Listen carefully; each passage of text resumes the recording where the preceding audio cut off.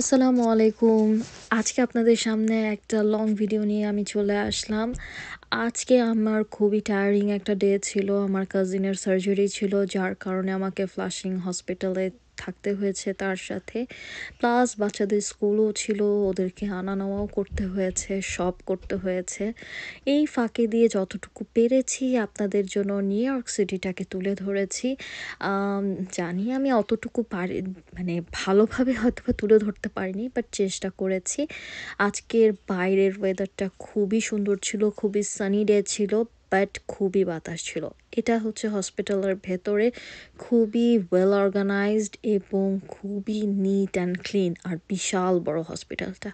But unfortunately আমি একটু দৌড়ের উপরে ছিলাম, যার কারণে হসপিটালের ভেতরের আমি তেমন কোনো ভিডিও করতে পারিনি। এই সময় আমি হয়তোবা কিছু একটা কথা বলে ভিডিও করেছিলাম, বাট আনফর্চুনেটলি আমি এটা আমার ভয়েসটাকে অমিট করে দিয়েছি। কি বলেছি আমার নিজেরও মনে নেই, পরে হয়তোবা শুনলে মনে পড়বে। বাট আমি হয়তোবা তখন ভাইয়ার জন্য ওয়েট করছিলাম, ওনাকে ভিতরে ঢুকিয়েছিল সার্জারির জন্য।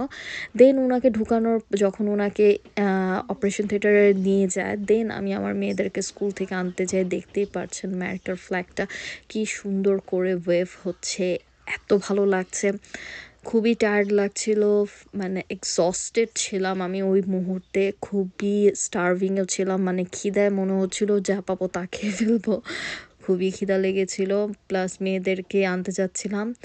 এটা দেখুন, এটা হচ্ছে খ্রিস্টানদের একটা বিশাল বড় কবরস্থান। এই কবরস্থানটা কিন্তু অনেক বড় জায়গা জুড়ে এবং একটা হিল সাইডের মধ্যে, লাইক উঁচু পাহাড়ের ভেতরে, মানে উঁচু পাহাড় লেয়ার ওয়াইজে কবরগুলো সারি সারিভাবে রাখা।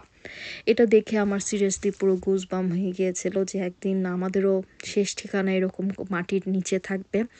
হোক এটা খ্রিস্টানদের, বাট যেতে তো হবে মাটির নিচে সবাইকে, তাই না? তো আমার এই কবরস্থানটা দেখে খুবই অন্যরকম একটা ফিল হয়েছিল, মানে বলে বোঝাতে পারবো না কিরকম খারাপ লাগছিল। বাট এটা কিন্তু খুবই বিশাল বড়, জানি না আপনারা ভিডিওতে তা বুঝতে পারছেন কিনা, বাট অনেকটা জায়গা জুড়ে হাজার হাজার মানুষের কবর এখানে। সো আসলে কবর জিনিসটা না অন্যরকম। যাই হোক, টপিকটা চেঞ্জ করে ফেলি। আজকেও একটা বডি নিয়ে আসা হয়েছিল তখন অ্যাম্বুলেন্সে। সো ওই মুহূর্তটা আর নিতে পারিনি, কারণ আমি রানিংয়ে ছিলাম।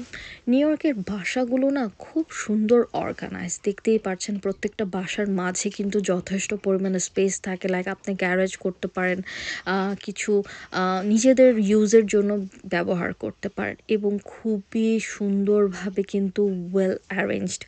এবং এটিগুলো হচ্ছে নিউ ইয়র্ক অ্যাপার্টমেন্ট বেস বিল্ডিংগুলো, যেগুলো সবগুলো একই রকম হয়ে থাকে এবং দেখতে কিন্তু খুবই সুন্দর লাগে। একই রং, একই মানে design, everything. So it looks really nice. আমার তো খুবই ভালো লাগে এরকম সিস্টেমেটিক জিনিস। যাই হোক, তারপর এখান থেকে আপনি দেখতে পাচ্ছেন এটা একটা বাচ্চাদের প্লেগ্রাউন্ড। প্লেগ্রাউন্ডের, এটা স্কুল প্লেগ্রাউন্ড, স্কুলের পাশে বিশাল বড় প্লেগ্রাউন্ড। এখানে সব স্কুলের যে বাসগুলো সেগুলোকে পার্ক করে রাখা হয়। আর এটা হচ্ছে স্কুল, এটা কিন্তু কোনো পাবলিক স্কুল না, এটা একটা প্রাইভেট স্কুল। এবং কিছুক্ষণ পরে বাচ্চাদের ছুটি হয়ে যাবে, কারণ অলমোস্ট ছুটির টাইম হয়ে গিয়েছে। সো একটু পরেই বাচ্চারা নেমে যাবে। আর এটা আমার খুব প্রিয় একটা মস্ক। এই মসজিদটা আমি যতবার দেখি আমার খুবই ভালো লাগে, শুধু আমার না, আমার মেয়েদেরও খুব ভালো লাগে। দেন অনেকটা সময় পরে আমার মোবাইলে চার্জ ছিল না, আর ভিডিও করতে পারিনি। সো পরে আমরা সন্ধ্যার দিকে আলাক্সা এসে আমার ফেভারিট চা খেলাম, দেন আর মানে অ্যাট লাস্ট বাসায় ফিরে আসলাম।